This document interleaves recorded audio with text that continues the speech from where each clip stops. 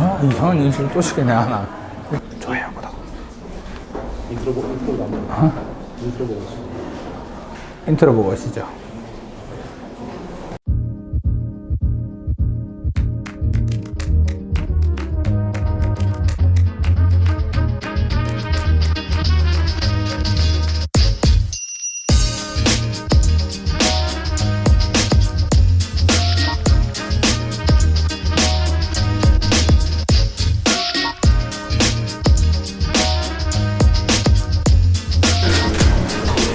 안녕하세요. 많은 분들이 참석하셔가지고 일단 강의도 듣고 그다음에 제품에 대한 것도 좀 보고 좋은 자리인 것 같아요. 성수동 카페를 저 처음 와봤거든요. 근데 와봤더니 분위기가 되게 좋네요. 그래서 이런 곳에서 좀 색다르게 이런 다양한 이벤트를 열는 것도 되게 좀 즐거운 일인 것 같아요. 좀 저도 기대가 되고 좀 많은 분들하고 또 소통할 수 있는 또 다른 기회니까 저도 재밌게 오늘 여러 보내려고 합니다. 다음에는 기회 되면 구독자분들 모셔놓고 이런 행사해도 되게 재밌을 것 같아요. 좀 뭐 늘 하던 강의니까 잘할 수 있을 거라 생각하는데. 안녕하세요. 네, 반갑습니다. 네.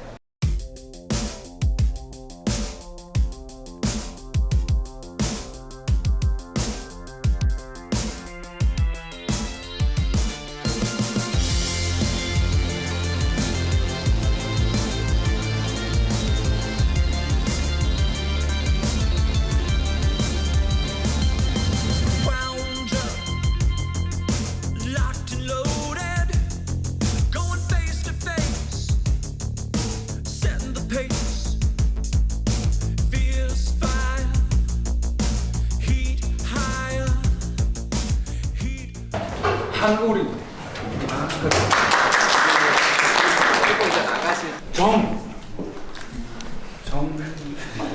정미진님. 네.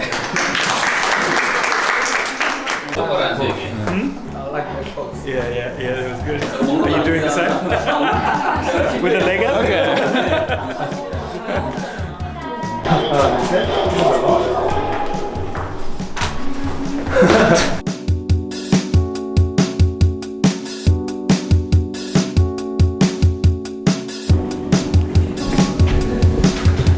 오늘은 이제 여드름에 대한 이야기를 하는데요.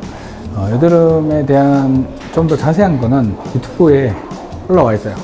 그리고 오늘 강의는 이 내용들을 좀 더 쉽게 요약해서 하는 강의니까 강의 들어보시고 좀 더 세부적인 걸 원하시는 분들은 유튜브 영상 잊지 마시고 꼭 봐주세요.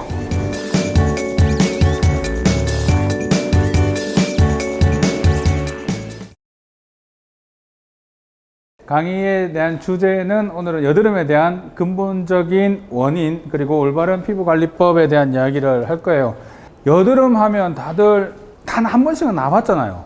근데 이게 그랬다더라 뭐 그렇다더라 뭐 이런 이야기는 많고 막상 인터넷 검색해 보면 다 뻔한 거기에 대한 대답들 일반적으로 많습니다.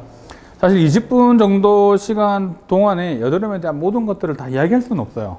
사실 치료나 방법들도 다양하고 원인이나 이런 게 너무 많기 때문에 실제로 이걸 통틀어서 이야기할 수는 없지만 이제 기본적인 상식, 그 다음에 좀 업데이트된 내용들이 좀 많거든요. 그래서 그런 것들을 알고 가시면 되게 도움이 되실 것 같아요.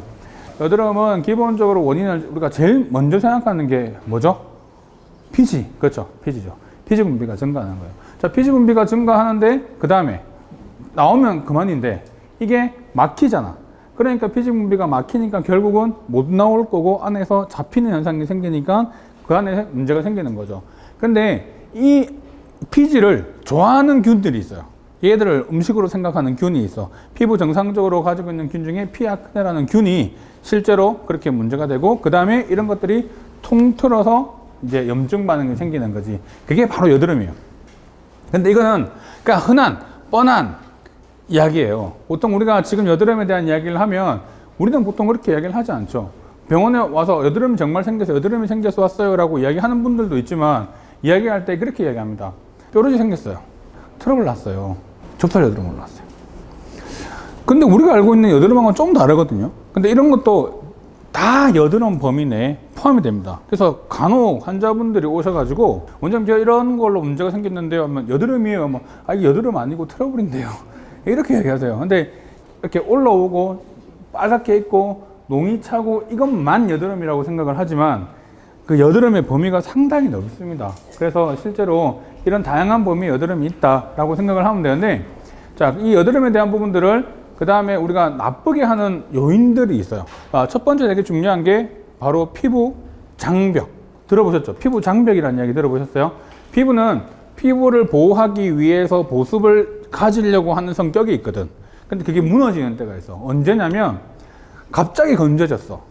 그래서 내 피부가 갑자기 좀 당기는 것 같아. 각질이 좀 생기는 것 같아. 이런 게 좀 반복하다가 어느 날 갑자기 확 여드름이 올라오는 경우가 많습니다. 그게 어떤 경우냐면 자고 일어났더니 갑자기 확 뒤집어지는 경우, 각질 일어나면서 좁사 여드름 확 터지는 경우, 이게 다 뭐냐면 장벽이 손상이 된 경우예요.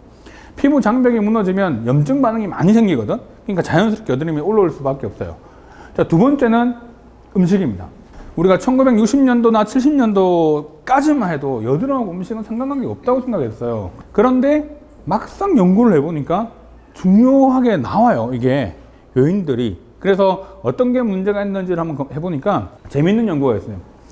젤리빈 칼로리 높은 거 하고요, 초콜릿 칼로리 높은 거를 똑같이 먹어봤더니 고칼로리니까 그냥 이게 다 먹으면 어떤 게 문제가 생길까 하고 봤더니 초콜릿에 월등히 여드름을 나쁘게 만들어주는 요인들이 있다는 거죠.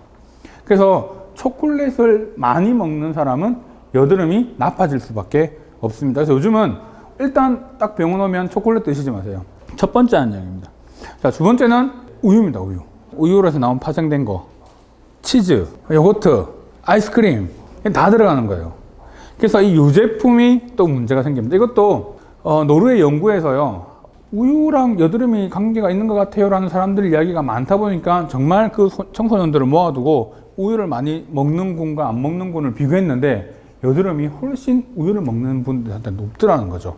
그러니까 이게 우유가 문제가 생기는 거구나 라고 알고 있습니다. 이 우유 안에는 뭐가 들어가 있냐면 IGF-1이라는 게 있어요. 우리 청소년 때 여드름 많이 생기잖아. 그러니까 피지 분비가 갑자기 늘어나니까 여드름이 많이 생기는 원리인데, 이 우유가 IGF-1을 올려요. 그러니까 청소년 때 여드름 생기는 것처럼 우유를 많이 먹게 되면 아무래도 그게 피지를 더 많이 늘리게 되고 그거 자체가 여드름을 나쁘게 만들어주는 원인이 되는 거야. 근데 또 남성분들은 운동하잖아요. 헬스장 가서 운동할 때 뭐 해요? 헬스장 가서 이제 몸 키우려고 보충제 먹죠. 보충제 안에 흡수가 잘 되게끔 하려고 하는 것 중에 웨이 프로테인, 유청단백이 들어갑니다. 유청단백. 유청단백은 우유에서 나온 거예요. 우유 단백질입니다.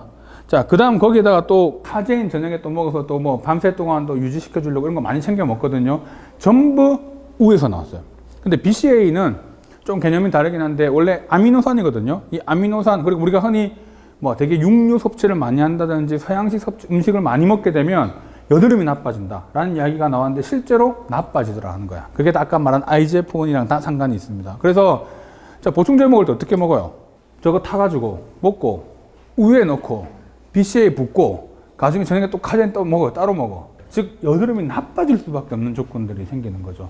그래서 갑작스럽게 운동을 시작한 사람들이 여드름이 얼굴뿐만 아니고 몸에 확 나빠지시는 분들이 있거든. 대부분 다 이런 경우를 보면 이런 이유가 되게 많습니다. 그래서 실제로 우유에 대한 부분들 되게 좀 주의를 하셔야 돼요. 그리고 우리 서양 음식들, 왜냐하면 패스트푸드가 확 이제 IGF를 올리기 때문에 실질적으로 피지 분비가 되게 늘어나고 여드름이 나빠질 수밖에 없죠. 그래서 이게 되게 중요한 원인 중에 하나예요. 그래서 제가 항상 하는 이야기가 있어. 맛있게 먹으면 여드름입니다. 없잖아요. 맛있게 먹으면 여드름입니다. 무조건 여드름입니다. 그래서 맛있는 음식 드시면 여드름 날 거 각오하고 그냥 살아야 돼요. 그러니까 우리가 흔히 건강식, 정말 먹기 싫은 건강식 있죠. 그냥 뭐 풀로만 구성되어 있는 건강식을 먹으면 여드름이 실제로 좋아집니다. 왜냐하면 식이섬유나 이런 것들로만 섭취를 하게 되면 장 건강하고 여러 가지 이런 부분들이 있기 때문에 좋아지죠. 그래서 여드름에 생기는 원인과 치료에 대한 부분들을 제가 이야기할 때 아까 여드름이 생기는 첫 번째가 뭐였죠? 피지 분비가 증가하는 거죠. 요거를 조절해 주는 게 되게 중요한데, 이 흡착시켜 주는 제품들이 있거든요. 징크가 들어가면, 대부분 이런 성분들이 들어가면 좋아요. 징크가 들어가면 이 피지 분비를 되게 줄여주고 후렴 작용이 있어서 실제로 여드름이 생기는 빈도를 조금 피지 분비를 컨트롤합니다. 그래서 남성분들이 징크가 들어가 있는 성분들을 쓰면 상당히 산뜻한 느낌을 많이 받아가기 때문에 남성분들이 좀 좋아요. 두 번째는 아까 결국은 모공이 막힌단 말이야. 모공이 막히는 것들을 정리를 해주기 위해서 각질 제거를 해줘야 되는데, 그 대표적인 게 우리 아하, 바하 이런 이야기 들어보셨죠? 아하나 바하 다 좋습니다. 근데 지성인 피부한테는 바하 중에 살리실산이 좋아요. 실제로 이 살리실산이 들어가게 되면 염증을 엄청 잡아주고요. 안에 산이 들어가 있죠, 산. 산 자체는 균한테도 좋아요. 균도 잡아주죠. 그래서 균에 대한 부분들을 살균 효과도 좀 있거든요. 그래서 살리실산이 들어가면 되게 그런 부분들을 또 완화시킬 수 있습니다. 그런데 문제가 이런 걸 너무 많이 쓰잖아요. 그러면 각질이 제거가 계속 될 것 같죠. 피부는 적응합니다. 반응을 안 합니다. 그래서 한 번씩 쉬었다가 써주는 게 훨씬 더 효과가 좋습니다. 그 다음에 이제 아까 말하던 균을 잡아주는 것들이 우리가 피로토놀라민 같은 성분들 이런 것들도 되게 좋고요. 그 다음에 염증을 잡아주는 게 가장 대표적인 게 나아시나마이드. 요즘에 나아시나마이드가 들어간 제품들이 되게 많이 출시되거든요. 제가 화장품 강의를 하면서 요즘 나아시나마이드를 제가 참 많이 이야기하는데, 나아시나마이드 장점이 첫 번째가 염증 잡아주는 거예요. 미배 효과가 있습니다. 그래서 여드름 나는 사람들이 염증이 있죠. 여드름 생기는 사람이 뭐가 생겨요? 그 이후에 색소침착이 생기잖아. 그걸 잡아주는 성분 중에 하나가 나아시나마이드예요. 더 여드름에 대한 이야기는 사실 막 2시간, 3시간을 떠들어도 할 말이 너무 많아요. 오늘 여러분들은 그냥 기본적으로 여드름에 대한 관리 방법, 그다음 전체적인 좀 개념, 새로 나왔던 개념들 이런 것들을 좀 이해해서 실생활에 여러분들의 훨씬 더 도움이 됐으면 좋겠습니다. 제 못다한 이야기는 이제 조금씩 유튜브를 통해서 올리고 있으니까 조금씩 들어가 주셔서 한 번씩 봐주시고, 오늘 정말 여러분들 만나 뵈서 반가웠고, 이게 더 유용했으면 좋겠습니다. 이상입니다.